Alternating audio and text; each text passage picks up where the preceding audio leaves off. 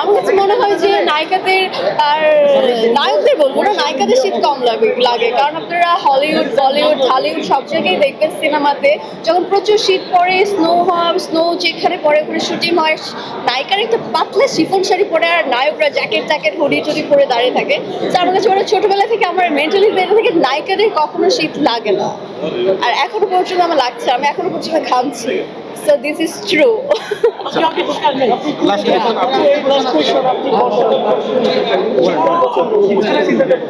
আমি শীতকাল পছন্দ করি। শীতকালে কোন জিনিসটা আপনি বেশি পছন্দ করেন? শীতকালে কোন জিনিস শীতকালে ঘুরতে ভীষণ পছন্দ করি, আর যেহেতু ভীষণ পরিমাণে খেতে পছন্দ করি, শীতকালে অনেক রকমের পিঠা হয়, আমার মা ভীষণ পরিমাণে পিঠা নানান রকমের পিঠা করে, তো আমার পিঠা খেতে ভীষণ ভালো লাগে। অপছন্দের তালিকায় কি গোসল আছে কিনা?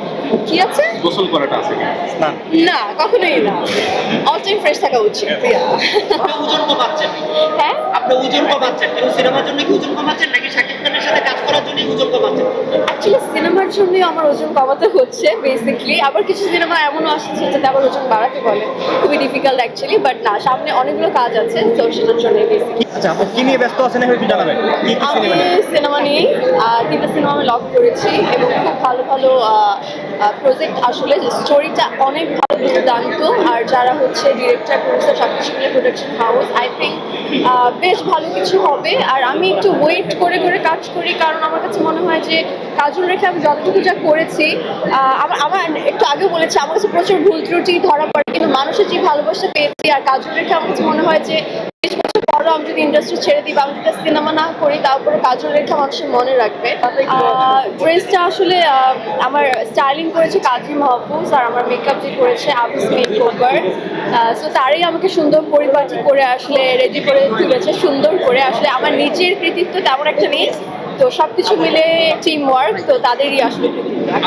কি নিয়ে ব্যস্ত আছেন? একটা প্রশ্ন ছিল যে ইন্ডিয়ার একটা মডেল আছেন কি যাবেন, উনি বিভিন্ন অ্যাওয়ার্ড অনুষ্ঠান থেকে শুরু করে বিভিন্ন পোশাকে ধরা দেন, ওনাকে কি আপনি ফলো করছেন? ঠিক সেম দেখছি যে আপনি ওনাকে ফলো করেন। আমি অ্যাকচুয়ালি ওভাবে বলতে পারবো না, কিন্তু আমার আসলে ছোটবেলা থেকেই অভ্যাসটা আছে, আমি যদি কারোর মধ্যে ভালো কিছু দেখি সেটা আমি রপ্ত করার চেষ্টা করি। তো আই থিঙ্ক যদি তার কোনো স্টাইলিং আমার ভালো লাগে, আমি অবশ্যই সেটা ফলো করবো। কাজল রেখে আপনি দুর্দান্ত অভিনয় করেছেন, তো কাজল রেখের অভিনয় সম্পর্কে আপনি কিছু বলবেন?